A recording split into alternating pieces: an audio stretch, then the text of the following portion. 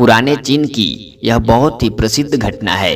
पुराने चाइना में एक व्यक्ति रहता था जो सन्यासी हो जाना चाहता था, बस खो जाना चाहता था। एक दिन वह अपने गुरु के पास गया। गुरु के सामने सन्यासी होने की इच्छा जताई। गुरु ने कहा कि क्या तू सच में सन्यासी हो जाना चाहता है या बस सन्यासी दिखना चाहता है? उस व्यक्ति ने कहा कि जब सन्यासी ही होने आया हूँ तो दिखने का क्या करूँगा, मैं तो सन्यासी ही होना चाहता हूँ। तो गुरु ने कहा ठीक है, यह अपनी आखिरी मुलाकात है, अब तू दोबारा मेरे पास मत आना। जब जरूरत होगी तो मैं स्वयं तेरे पास आऊँगा। इस आश्रम में 500 सन्यासी हैं। उन 500 सन्यासियों के लिए तुझे चावल कूटने का काम करना है। ऐसा कहा जाता है कि वह सन्यासी अगले 12 वर्षों तक चौखट के पीछे एक हल्के अंधेरे से कमरे में बस चावल ही कूटता रहा। उस आश्रम में कुल मिलाकर 500 सन्यासी थे। वह सबके लिए बस चावल ही कूटता, सुबह से उठता और चावल ही कूटता रहता था। रात होती और थक जाने पर वह सो जाता। 12 वर्ष बीत गए। वह फिर कभी दोबारा गुरु के पास नहीं गया। उसने भरोसा कर लिया था कि जब गुरु ने कह ही दिया है कि जरूरत पड़ने पर वे खुद आ जाएंगे तो फिर बात ही खत्म हो गई। शुरुआत में तो उसके मन में कई तरह के विचार चलते रहे, लेकिन पूरे दिन बस चावल ही कूटना है तो विचार करके क्या फायदा। धीरे धीरे उसके मन से विचार विदा होने लगे। वह बस सुबह उठने से लेकर रात सोने तक सिर्फ चावल ही कूटता रहता। जब गुरु ने आदेश ही दे दिया था कि तुझे बस चावल ही कूटना है तो फिर सारे प्रश्न ही खत्म थे। मन में विश्वास था कि अगर गुरु ने कहा है तो सही ही कहा होगा।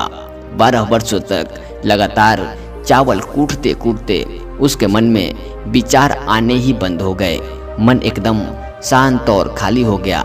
ना कोई विचार, न कोई ऊंच नीच, न कोई अड़चन, न कोई वासना, बस सीधा सा काम। सुबह उठता और चावल कूटना शुरू कर देता, रात होती और सो जाता। पिछले 12 वर्षों से यही उसकी दिनचर्या बन चुकी थी। विचार मुक्त होकर वह बस अपना काम करता रहता। 12 साल बीत जाने के बाद गुरु ने घोषणा की कि मेरे जाने का समय आ चुका है। जो भी व्यक्ति मेरा उत्तराधिकारी बनना चाहता हो वह आज रात में मेरे कमरे की दीवार के बाहर 4 पंक्तियां यानी कि 4 लाइनें लिख जाएं, जिसमें जीवन का सत्य छुपा हो, जिसमें उसका और उसके विचारों का सत्य झलकता हो, लेकिन यह विचार उसके खुद के होने चाहिए। यह उसका खुद का अनुभव होना चाहिए। यह बात सुन सभी शिष्य डर गए, क्योंकि गुरु को धोखा देना इतना आसान नहीं था। शास्त्र तो सभी शिष्यों ने पढ़ रखा था, लेकिन उन सभी शिष्यों में से जो सबसे बड़ा विद्वान शिष्य था, उसने हिम्मत जुटा के गुरु के कमरे की दीवार पर उस रात 4 पंक्तियां लिख दी। उसने लिखा कि मन एक दर्पण की तरह है जिस पर धूल जम जाती है। धूल को साफ कर दो तो धर्म उपलब्ध हो जाता है। इस धूल को साफ कर दो तो सत्य का अनुभव हो जाता है। सुबह गुरु उठे और दीवार पर उनकी नजर पड़ते ही वो चिल्ला उठे, यह किस मूर्ख ने मेरी दीवार खराब कर दी, उसे पकड़कर मेरे पास लाओ। पर वह विद्वान तो लिखकर रात में ही भाग चुका था। वह बहुत डरा हुआ था, क्योंकि यह पंक्तियां उसकी अपनी लिखी हुई नहीं थी। उसने एक बड़े शास्त्र से इन पंक्तियों को चुराया था। इन लाइनों में उसका खुद का अनुभव नहीं था। शब्द अच्छे तो थे, लेकिन उनमें प्राण नहीं थे। वह जाते समय अपने आश्रम के मित्रों से कह गया था कि अगर सुबह गुरु महाराज उठें और कहें कि वाह क्या बात लिखी है तो मुझे खबर कर देना, लेकिन अगर गुरुदेव पढ़कर क्रोधित हो जाएं तो मेरा पता उन्हें मत बताना। सारा आश्रम चिंतित हो गया। इतने सुंदर वचन तो हैं, इन पंक्तियों में तो कोई कमी नहीं है।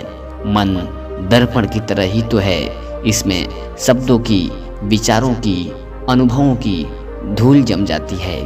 बस इतनी सी ही तो बात है।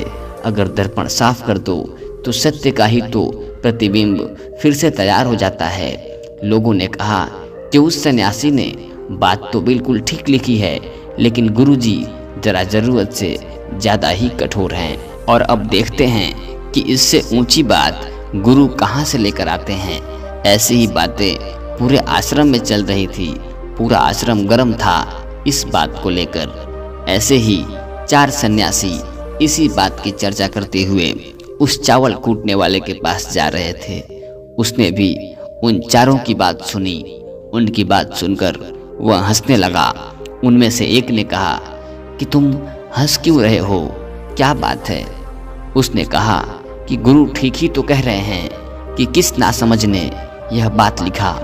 यह सुनकर चारों सन्यासी चौंक गए। फिर बोले, तू पिछले 12 वर्षों से सिर्फ चावल ही कूट रहा है और हम शास्त्रों पर सर पटक पटक कर मर गए, तो अब तू बताएगा कि क्या सही है और क्या गलत? एक दूसरे सन्यासी ने कहा कि क्या तू इससे बेहतर वचन लिख सकता है? उसने कहा कि पिछले 12 वर्षों से चावल कूटते कूटते मैं लिखना तो भूल ही गया हूँ, लेकिन बोल सकता हूँ अगर कोई लिख दे तो।